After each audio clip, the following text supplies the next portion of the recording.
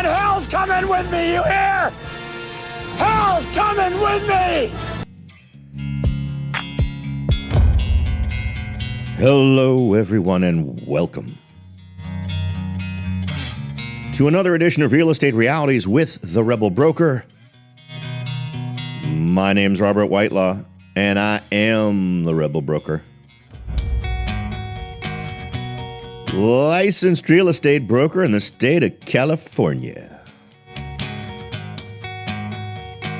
Member of the National Association of Realtors. But please, don't hold that against me. Here to offer you whatever insights I can into the wide, wonderful world of real estate. Hopefully we'll do that today. We're about a week into August. Well, not about a week. We're a week into August. And there's some interesting numbers floating around out there. I feel like, unfortunately, today's show is a little bit of a disjointed show because it's not about just one thing. We're surveying a few things that I think we need to think about and consider their effect on real estate as we move forward. Some of them are going to be encouraging. Some of them are not going to be too encouraging. But I thought it might be worth it. Get an overview here. And the punchline, as usual, will be to try and figure out what buyers, sellers, and investors should be thinking or doing given the information that we cover. Now, if any of you are interested in buying, selling, or investing in real estate, I would love the opportunity to earn your business, particularly if you're looking in southern Silicon Valley, where I like to not only live, but to offer my services. Feel free to find me at soldbyrobert.com. You'll also find the podcast there. You'll find some great tools for getting a free home value estimate right there on the front page. I don't hide it. It's right there on the front page. Or you can start your home search right there on the front page as well. So whichever way you're leaning, that is a great way to go. And if you'd like to have a chat about your goals or sort of, get a meeting of the minds so that we can both be on the same page in terms of what your goals are, feel free to reach out to me directly. And again, you can do that through the website. Just click contact and you'll get popped up to a screen where you can send me a message. Okay. I'm not sure what order to do this in. I have a number. Let's take one that I'm interested in simply because of the resounding silence relating to the subject, and that is China's real estate bubble. There's a lot of talk about the effect of the Chinese real estate bubble on, China. But what's interesting is there's not a whole lot of talk about its effect on the United States. I don't remember if it was the last show or the show before where we talked about the car debt bubble, the auto loan debt bubble, and that being $1.4 trillion. And the bubble that got us into so much trouble in real estate in the late 2000s was a little over $8 billion, right? Trillion. 1.4 trillion versus 8 point something trillion. But we didn't have some of these other things in the mix, and it will be interesting to see what this happening in China will do. Now, if you go and you Google what will the effect of the China real estate bubble be on the United States or companies invested in real estate, in Chinese real estate, very little comes up. It seems to get mentioned as a sideline, but there is one article in Bloomberg, BNN Bloomberg, whatever that is, that sort of in passing mentions some big players in China's real estate market. It talks about the underperformance, but a quote from the article, the underperformance has Wall Street looking with avarice at China's cheap valuations, especially as Beijing shifts to easing. In the past couple of months, Goldman Sachs Group Incorporated, BlackRock Incorporated, UBS Group AG, and HSBC Holdings PLC have all turned overweight on the nation's equities. JP Morgan Chase & Company's Marco Kolanovic this week recommended going all in on China in 2022, predicting the MSCI China will surge almost 40%. So if that doesn't happen, these are obviously, BlackRock is a huge real estate company, right? Their holdings in the United States are insane. what happens if their hopes don't pan out in terms of a China investment? I am not a fan of China. I am one of those folks who tends to support divesting in China, getting manufacturing out of China. It seems like China at every turn weaponizes anything and everything it can. There's also an interesting article out there about sort of how China thinks about money, where our attitude is it helps people build wealth, et cetera. And China's feeling is more that money should serve a political aim. And I don't think that's an inaccurate assessment. And we don't need to get into the politics of it. I want to figure out what the output will be. And I can't help thinking that this could potentially turn out very poorly for foreign companies invested in China. We'll see how much that ends up being true. I would love to get your input. This is one of those ones where I'm not real sure which way it's going to go. We have another article here about how many folks from China have bought U.S. real estate. We can sort of blend those two topics, I suppose. Chinese spent $6.1 billion on U.S. real estate last year. That's 2021. The first paragraph of this particular article, Chinese investors were the most active buyers of U.S. real estate last year among foreigners, spending a record $6.1 billion on homes, mainly in Florida and California, according to the National Association of Realtors. Buyers from mainland China, Taiwan, and Hong Kong.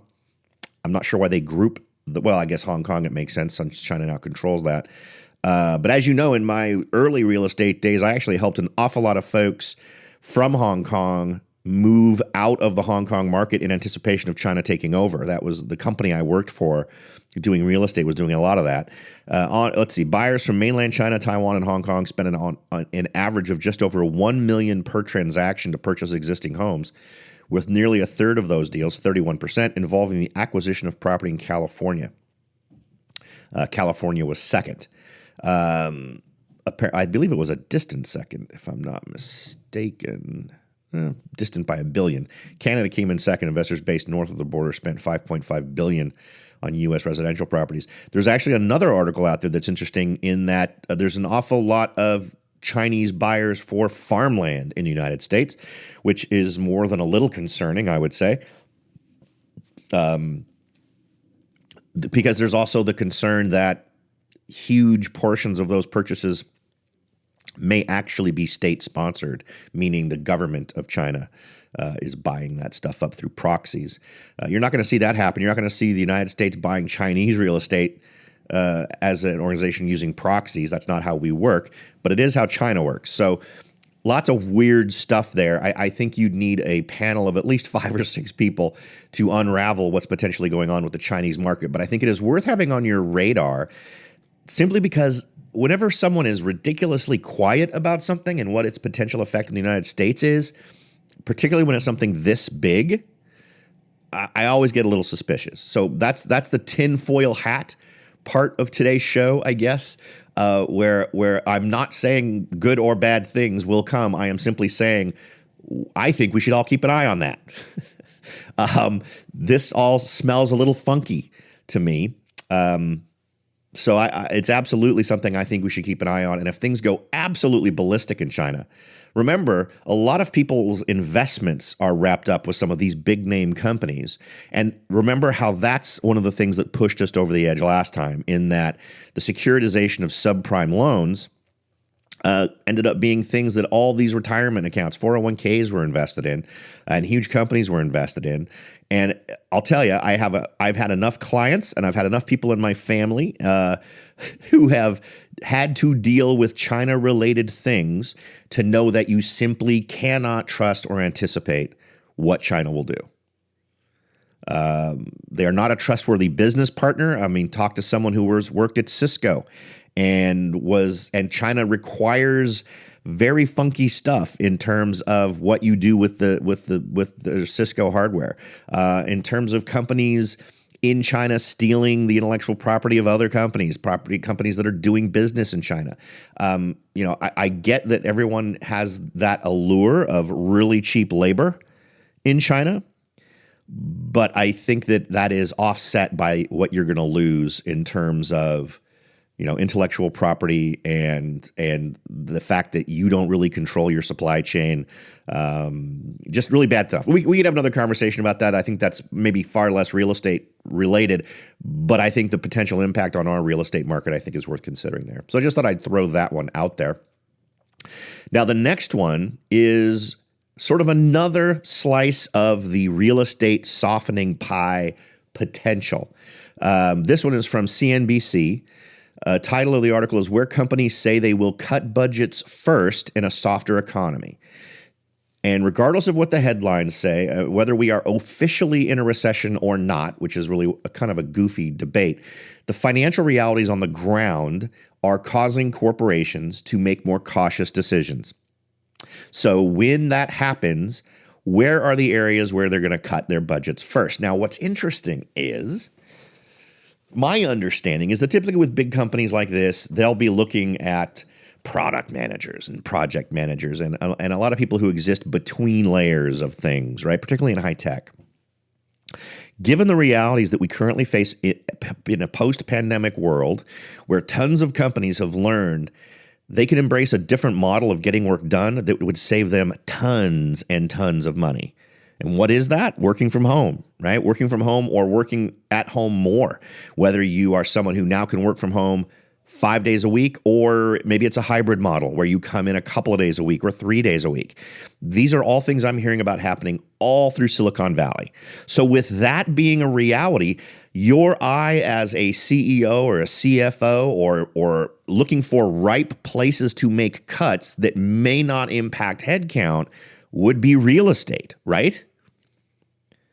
Because you've discovered, you were forced to discover through the pandemic that you can still get stuff done. And some companies, the word coming out is management has learned not only can they get stuff done, in many cases they're getting more stuff done, right? And I'm sure that's not true everywhere. I'm sure there are some kinds of work that lent itself to being done from home that just isn't getting done very well with people. I'm sure that that's true. However, enough of it, at least with the high-tech folks I talk to, and again, I apologize, my bias is far more towards the high-tech stuff. The folks I talk to tend to work for Apple or Facebook or Cisco or IBM or in some way related to high-tech. There are huge employers here, Google, whoever you want to pick. And I'm sort of speaking from that. And so my reality may be a little different from yours. If you're in a city where insurance is the primary thing, I have to think it would be the same thing, right? How much in-office stuff needs to happen in Des Moines, Iowa for the insurance industry to thrive, right? That seems like a business you could do from home. So anyway, figure out how much of an effect it would likely have on your local market. If your local market is one where the biggest employers are things that build things, which is awesome. I hope we have more of those in the country than I would guess. Then obviously you're not going to do that from home. You're not going to be building a car in your garage at home for your employer. You're not going to be building furniture to be sold to folks from home, right? So there's always going to be some segment of the economy where working from home is absolutely impractical. You're not going to be able to make that mocha for a customer from your house so they can buy it at Starbucks, right? There's all that kind of stuff is always going to be there. But with this being true, I cannot help but think that the first thing corporate eyes are going to turn to is going to be these office spaces that they're paying rent for, which could spell a decline in at least that segment of the real estate market, at least in my local area. I haven't seen anything that indicates it's actually happening, but I do think that it would be much higher on the potential chopping block than it would have been in past years. In fact, in past years, I think that would have been way towards the bottom, right? Just because they would anticipate that specifically with being able to do the work. And today, after 2.5 years, there are so many people that now have everything they need at home because they had to. And so many companies have now realized we could literally cut 50% of our floor space and let a certain segment of our workforce work from home, and we would save huge piles of money. So I'm interested to see how that pans out. Now, the two bullet points that come from this particular article. The first one is many companies are reducing their real estate footprint as a result of pandemic changes in the way corporate staffers work and with the rise of more flexible work from home policies. As the economy weakens and there are more corporate budget cuts, a new Gartner survey of CFOs find that one of the main areas where companies will be reducing spending is in real estate. So that would spell a softening in not the residential area, but it would also spell a interesting difference, right? So all those folks who, as a result of the pandemic or as we exit the pandemic and policies become more solidified out of the pandemic, right? There's an awful lot of companies that aren't changing their pandemic policies in terms of where people can work.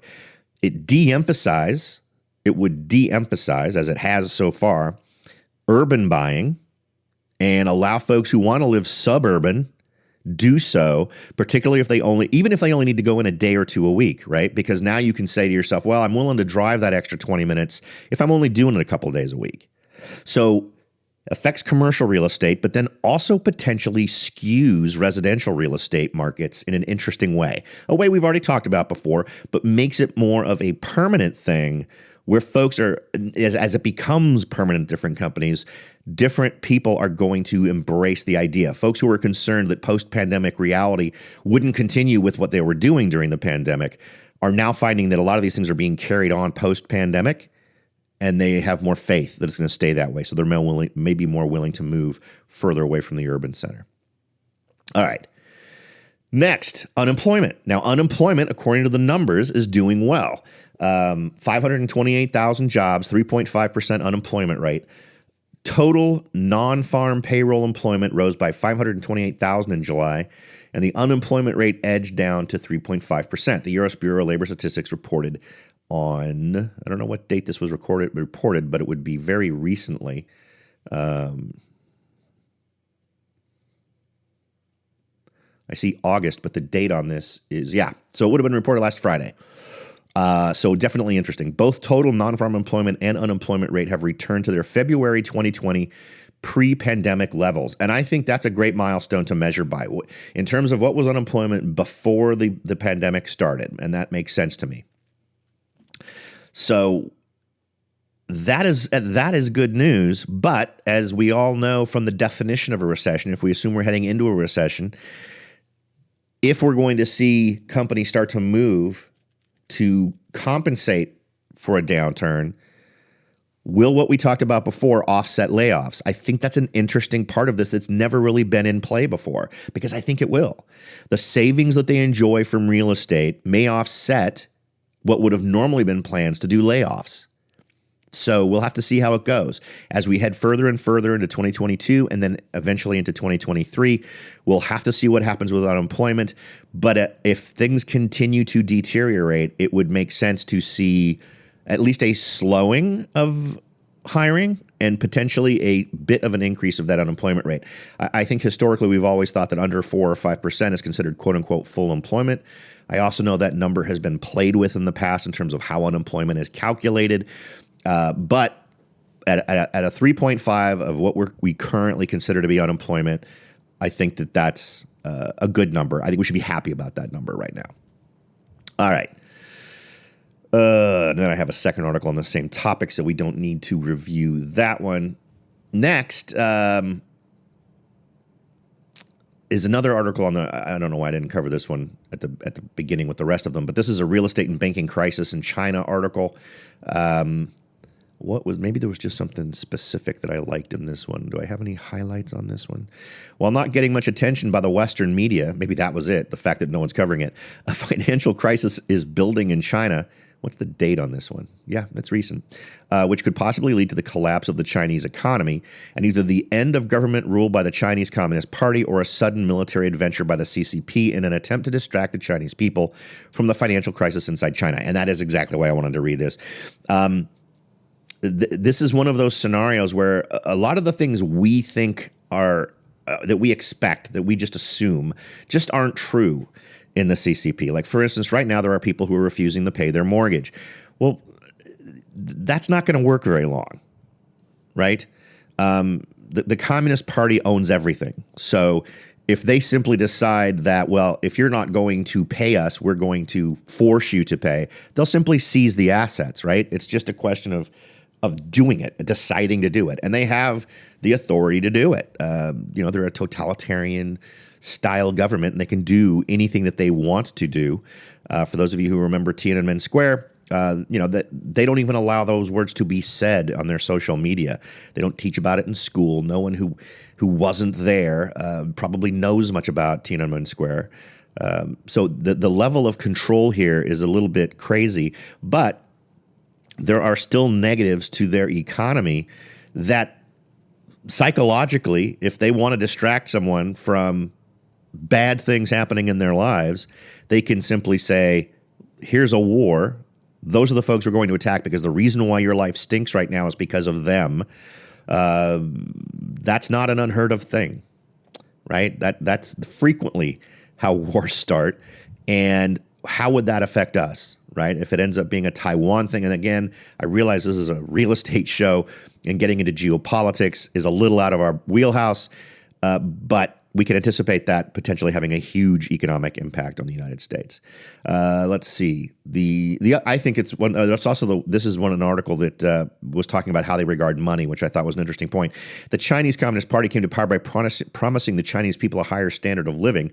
In order to provide this higher standard of living and to remain in political power, the CCP opened up its economy to the West in 1978. China's GDP in 1978 was $149.5 billion.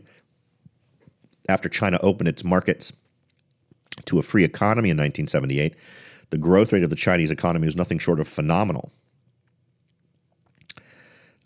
While China's economic growth has been impressive, it has relied specifically on steady state growth. Steady state growth relies on continuous and increasingly amounts of economic inputs to keep its growth rate. Once the inputs into the economy level off or stagnates, the growth rate suffers, and a decline in the economy is inevitable. Let's see. And this is the part where it's money as a political good. In the West and throughout most of the world, money is an economic good. Money in the West is governed by the philosophy of a return on investment, which creates more wealth in the hands of the people. Money is used as an intermediation between buyers and sellers. In China, according to the geopolitician Peter Zahan, money is considered by the CCP as a political good. Let's see. The default by the massive real estate giant China Evergrande Group in December of 2021 foreshadowed the slow-motion train wreck of the Chinese real estate market. While teetering on default, state-owned enterprises in China cherry-picked assets of Evergrande and took them over with cash and, in some instances, assuming the debt of those assets with the blessings of the Chinese state government. Because of Chinese law, the international debt is what is known as unsecured and issued by a Hong Kong offshoot, meaning creditors do not automatically have the right to seize anything on the mainland, where Evergrande has almost all of its 1,300 projects. So, and I would love to know what percentage of U.S. companies that have invested in China, what percentage of their assets are invested, right? I'd like to know how much is on the table for these corporations and what negative effect it would have on folks who have invested in them. So that's, this is all information that I think I'd love to say I have an answer. This is exactly what's going to happen and what you should do. I think no matter how you slice it, I think we are still heading for a downturn. And I think the status quo, as of the last couple of shows I've shared with you, stays in effect. So my buyers, I think you kick off your searches if you haven't already. Keep aware of what's going on in markets you like, markets you are interested in. And I say do that now. I don't necessarily say buy right now. I don't think this is the time. I think potentially this winter is going to be a great opportunity for buyers in an awful lot of markets that would have been off limits to you a year ago, just in terms of accessibility for you financially. But I think it would be smart to start doing that now. Get a feel for what's happening with homes. Get a feel for how fast these things leave the market. And right now, days on market is absolutely increasing in every market that I'm tracking. For you sellers, it depends on your personal timeline of how long you were needing to stay in the property you're in and how much at risk your financial future is based on reasonable changes that could happen over the next year. If you're someone who's saying, you know what, I'm in this house till they take me out feet first, More power to you. Stay where you're at. I'm assuming you've got a fixed loan, and I'm assuming you're going to be able to afford that, and that your budgetary rules are in place, and you're good to go. Stick with it. Good on you. Enjoy yourself. For those of you who are thinking, the most of my retirement is wrapped up in my house. I know there's an awful lot of California folks who are thinking that. It may be time to potentially liquidate. You may want, depending on what your market is doing right now, you may want to liquidate now.